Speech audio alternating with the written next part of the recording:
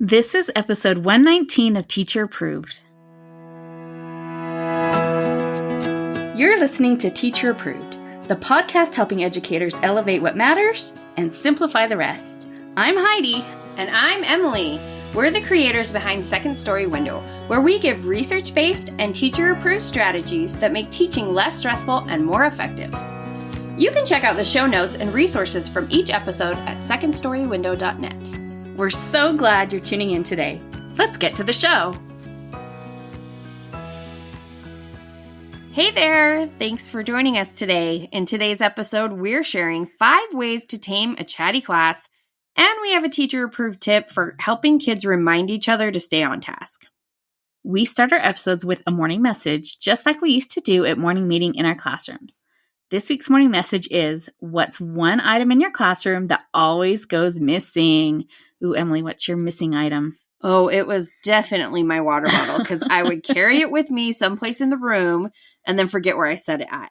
And inevitably, I'd find it inside a cupboard that I went to grab math manipulatives earlier and set it down to pick up the manipulatives, or up on a bookshelf where I set it down to pick up a bunch of books and it's way up on a bookshelf, out of sight, constant. How about you, Heidi? Yeah, water bottle is a real struggle. I lost my scissors all the time. Yep.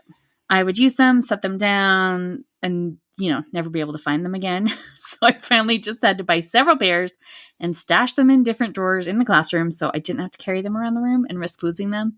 And I have applied that same theory to my house, and it has helped a lot. I was just going to say the same thing. I have so many things that are like essential items, so I have them like one next to my bed, one on my work desk, like one in the kitchen, like whatever. I do that with nail clippers too. Yep. That's one of them. We have some responses from our teacher-approved community. Amy said, whatever I just had in my hands a moment ago, be that a book, manual, mic, water, name sticks, you name it. Jessica said glue sticks, and Melinda added the caps to glue sticks. Oh, the struggle is real. Melissa said dry erase markers. And the caps to the dry erase markers. Yes. Lisa said her staple remover. She said it was the best one, and she can't find it. Oh, sad. It's always sad if it's a quality item as well. Lauren said her smart board remote. Oh, no, that's a bad one. Terry said, my tape and my stapler. Solution, I bought several, so I quit taking them with me. They are strategically placed, so I don't carry them around with me, but I still lose them. I feel that, Terry. Gina said, my coffee cup. And Lauren said, my patience. And I did notice that several other teachers replied with their sanity. Yep. We'd love to have you join the conversation over in our teacher-approved Facebook group. We have heard from several listeners recently that they are struggling with chattiness in their classrooms. Yeah, it's definitely that time of year. And it's great that your kids feel comfortable with you and with each other. But the downside is that when you're comfortable with people, it's easy to let things slide. But always, if you slide too far, you're going to find yourself with a problem. We want a friendly classroom. But if chattiness is interfering with your ability to teach or your students' abilities to learn, then it needs to be corrected. To help tame some of the chattiness in your classroom, we are sharing 5 teacher-approved tips. And our first tip is to have reasonable expectations. So tell us about that, Heidi. As teachers, we often have a low tolerance for noise in our classes, but not all noise is unwelcome. With chatting, it's only a problem if it's preventing work from happening. Your reaction may be to shut things down as soon as you hear talking, but pause for a moment and notice what's going on. If the kids are getting their work done, maybe the talking is okay. So I had a class that was, this was the worst one year. They were incessant noise machines. I called them my everything's okay alarms. And that is a very dated Simpsons reference. Which decade are we talking? Oh, like when did it come out? It came out like 89. So it would have been like one of the first, like maybe 3 or 4 years. As long as those kids were making noise, I knew everything was okay. When it went quiet, there was a problem. My clearest memories of that year are from like sitting at my table at the back of the room, kind of breathing deeply and doing a scan of the class to make sure that the kids were actually working despite all the talking. And somehow they were. The assignments were getting done. They were doing their centers. They were moving on to their next tasks. It was all running the way I wanted except for the noise. So in that case, I was the one that had to adjust. Ooh, which is hard. Yes, and I fully warned all of my subs what they were in for. Each class is different, but I'm going to guess that for most Chatty classes, the talking is a hindrance to work getting done and not a help. Oh, for sure. And I also had plenty of those classes with that particular problem. Having reasonable expectations doesn't just mean tolerating some noise. It also means knowing when to blow the whistle on too much noise. If you are in a situation where student talking is causing issues, take the time to teach your noise expectations. And the good news is that you can teach this like any other procedure using Tell, Try, Tally, Talk. If you've covered this with your students at the start of the year, you might only need a refresher. But if you didn't, it's not too late to teach it now. Tell your students what you expect them to do during work time or reading time or during lessons or any other time you need them to be quiet. Go into lots of detail, model it for them, show them what not to do. Then it's time to try. Have a volunteer model for the class while you narrate. Oh, look how he's keeping his eyes on his own paper and not worried about what his neighbor's doing. And then hand out just some quick, simple activity for your students to do while they practice working quietly.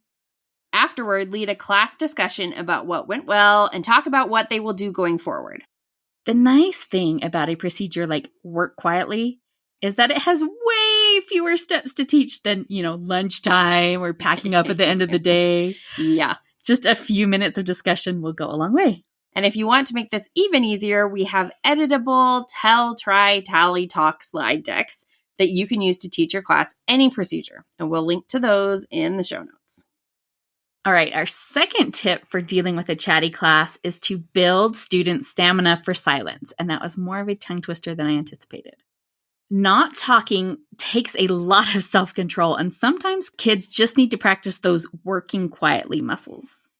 One way to build focus is to set aside 20 to 30 seconds a day for silent, deep breathing. I liked to do this at the end of morning meeting and after any transition where the kids were a little squirrely.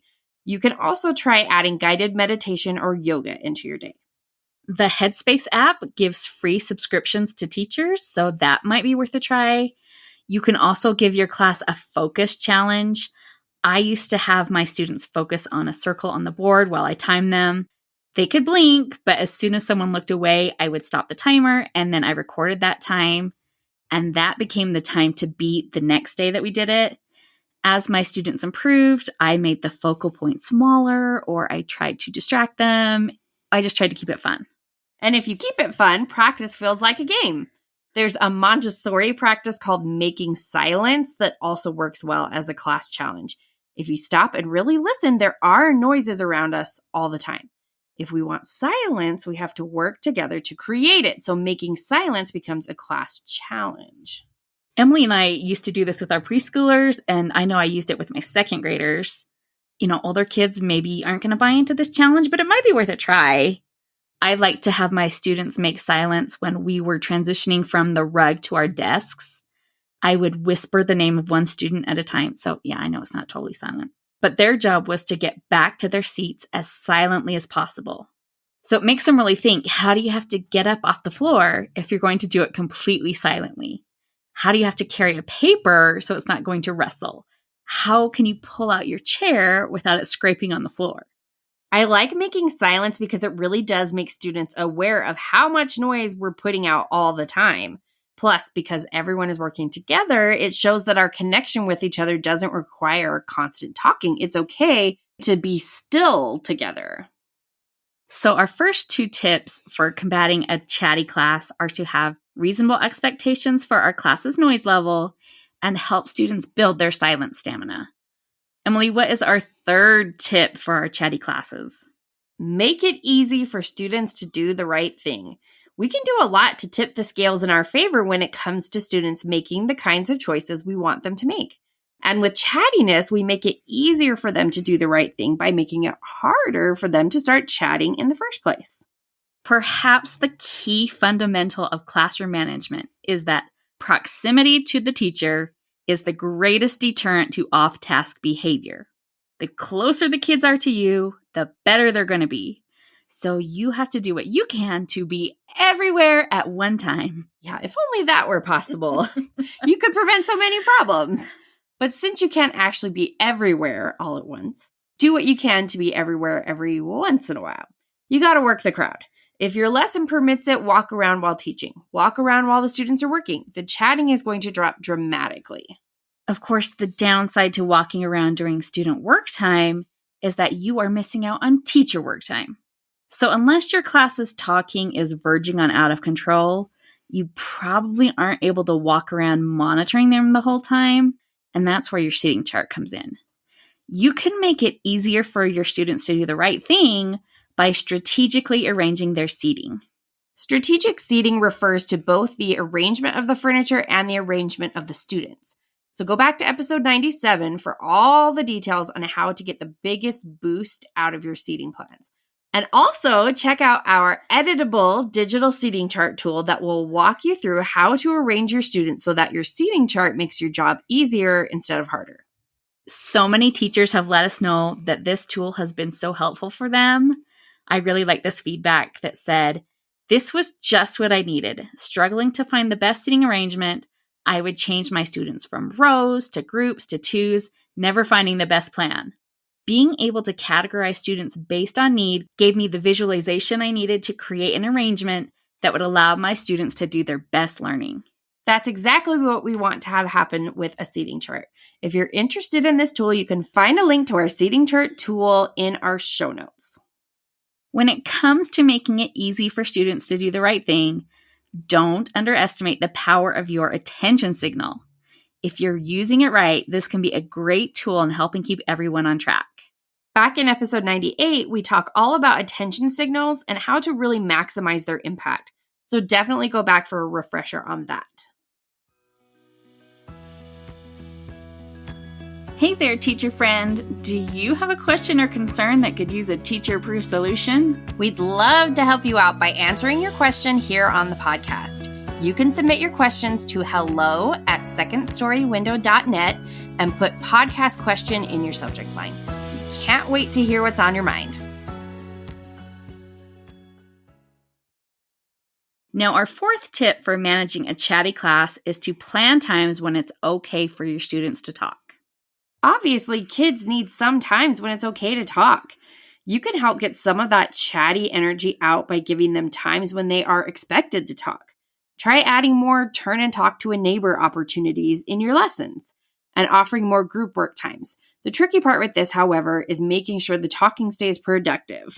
And that brings us to our fifth tip: increase the structure to hold your students accountable. To keep the novelty of getting to talk from overrunning your class, we need to set strong boundaries. Make sure your students know exactly what to do and what they are expected to be discussing. You also might need to introduce external structure like a voice level light. I've seen lots of versions of this where you have those little stick-on lights next to various noise levels like silence, whisper voice, quiet talking, loud presenter voice, things like that. Then you can tap the light next to the level of noise you want to hear. Students know if they exceed that level, there's a consequence like switching from group work to independent work. Using a digital noise meter can also help with the class noise level. If you have Class Dojo, for example, I know they have a noise meter that you can use. You can also find several online. One that is new to me is from Classcraft, and it looks really fun. If your class can go the allotted time without going over the noise limit, they get to uncover a hidden treasure. And I've seen a lot of teachers use bouncy balls. The noisier the class is, the more the balls bounce. The problem with that I see, and probably with any of these noise meters, is that kids will want to see what happens when they're too loud. So I would recommend giving them a few seconds before you start to be as loud as they want. And if they aren't noisy during the activity, maybe they can have a few more noisy seconds at the end. That is assuming, of course, that you can be crazy noisy without disturbing any other classrooms. You don't want your coworkers mad at you over this. Yeah, you definitely don't want that. We'll link to both the Classcraft and the Bouncy Balls noise meters in the show notes, but there are lots of other versions out there. If you have a noise meter you love to use, come tell us about it in the Teacher Approved Facebook group so everyone can give it a try. To recap, here are our 5 tips for taming a chatty class. Have reasonable expectations of both yourself and your kids. Build student stamina for silence. Make it easy for them to do the right thing. Plan times where it's okay to talk. And increase the structure in your classroom to hold students accountable. Now, did we cover it all? We'd love to hear any of your tips for managing a chatty class. And again, come on over to the Teacher Approved Facebook group. We are trying out a new segment here on the podcast, so get excited. Woohoo! Each week, we will shine a spotlight on a procedure and share our tips for how to better implement that procedure in your classroom. We have a very robust procedure resource that looks at 26 essential classroom procedures and offers guiding questions to help teachers think through all the nitty-gritty details they need to consider when designing that procedure for their own classrooms. So this week, Emily and I are going to take a look at the procedure for transitions. And we chose to start with transitions because when students are switching from one activity to another, that's often a spot where chattiness can really escalate. So we have a list of 20 questions about transitions, but don't worry, we're not going to go into all of them. Emily and I have each chosen one question to talk about. So Emily, which question did you choose? I chose, what is the consequence for individual students getting off task during a transition? Okay, Emily, tell us more about this one. Well, I picked this one because I think it's good to have a plan because you know you're going to have problems with this. Yes. And I think for the most part for individual students, if they're just like goofing off a little bit on the way to the rug or not coming in a timely manner, for the most part, I think I'm comfortable with just a reminder. But if the same student is doing it often or they're causing a huge distraction when they're off task during a transition, then that's when I'm going to send them back to their desk to do the transition again or back to wherever we started before the transition and have them do it again, following the things that they know they're supposed to be doing during the transition. So I think it's just good to have a plan for how you're going to handle that. I think that's such a good point, that decide that ahead of time because it will inevitably happen. And in the moment, you're annoyed and frustrated. And so you're not going to be your best teacher self. So it's just so much smarter to be like, okay, when this happens, this is how I'm going to deal with it. And then you just have that automatically. You can switch over without losing your cool. And it's probably good to decide like what level requires the going back and doing it again. Yes. Like, if you're like, okay, this kid rarely does this, then yeah, go ahead with the reminder. But maybe tell yourself, if I have to remind this kid more than once or twice a week, then they need to be practicing their transitions again or something like that so that you mentally know what needs to happen in the moment. Absolutely. So what transition question did you choose, Heidi? Well, I chose, will you include a behavior prompt in your transition directions? For example, I want you to quickly and quietly da-da-da-da-da. Okay, so what are you thinking about that? I liked this question for this particular podcast episode because it comes back to 2 of the tips that we mentioned earlier, which is to have reasonable expectations and to make it easy for students to do the right thing. So I'm setting up my expectations at the front so they know exactly what I'm expecting them to do, right? I want this to happen quickly and quietly. And then I'm making it easy for them to do the right thing because there's no doubt in their little brains what the teacher wants me to do. Right. And then again, like if it's not happening the way that I want it to, it's easy to redirect because I can point out, hey, I told you this was supposed to be quick and quiet. And what I was seeing was slow and noisy. So let's go back and try again. Yeah. It just helps guide their behavior a little more by making it clear from the outset and makes it easy to redirect when they get off course. Yeah, and it's easier to hold them to a standard of behavior when you know you told them what that standard is before you started. Right. Even if you think like we have done this transition 173 days of school, I shouldn't have to say it again. You have to say it again. Yeah. Like it doesn't matter. The one time you don't say it, that's like giving permission to not do it. So yeah. You always just have to hold those high expectations and hold them accountable for meeting those expectations. And isn't that exhausting? Yes, it is. We are not paid enough as teachers. No, we're not. We will link to our procedures planning guide in the show notes, and that can help you think through any of the difficult procedures that you might be dealing with in your classroom. And let us know what you think of this new procedure spotlight segment and if we should continue adding it to our podcast. Now let's talk about this week's teacher approved tip. Each week, we leave you with a small, actionable tip that you can apply in your classroom today. This week's teacher-approved tip is teach your students a quiet signal to use with each other. Tell us about this, Heidi. Well, if you are a kid, and you probably have been one in at least some point in your life, just guessing, you can end up in a tricky spot when you're the one trying to follow directions, but a classmate is trying to talk to you, right? Kids don't want to get in trouble, but they also don't want to blow off their classmate. Even little kids know it's rude to ignore someone. So as the teacher, you can help solve this problem by introducing a signal. The idea is that the kid who's trying to work can show the signal as a way to say, hey, I'd love to chat with you right now, but I've got work to do, and you need to do your work too. How would you introduce the signal to the class? So I think I would start with a class discussion, explain the problem to the class, and then offer the signal as a solution. But I would take my student suggestions for what signal they wanted to use. Your class is going to be way more likely to buy into this if they are choosing their own signal. You know, you could suggest something like a thumbs up or a quiet coyote or any other appropriate signal. But I would let the kids have the final say since, after all, they're the ones that are going to be using the signal. And then when one student is trying to interrupt a neighbor, all that child has to do is show the signal as a friendly reminder to get back to work. I love this idea. I think this could be really helpful in your classroom to help keep your kids on task. To wrap up the show, we are sharing what we're giving extra credit to this week. Emily, what gets your extra credit? I'm giving extra credit to puzzles. Remember how I set a goal to do a puzzle during winter break? I do remember that. Well, I did. Okay. And then it was so relaxing and fun that I did another one. And now I've just had a nonstop rotation of puzzles for several weeks. I was doing a puzzle before I came over here right now. How have I missed this? I don't know. I love being able to work on it in bits and pieces, I think is what I like about it. And I can do it while I'm helping the kids with homework or waiting for water to boil for dinner. I especially love listening to an audiobook while I puzzle. It's been a great way to get more books in and keep from scrolling on my phone when I have downtime. I've been on my phone a lot less.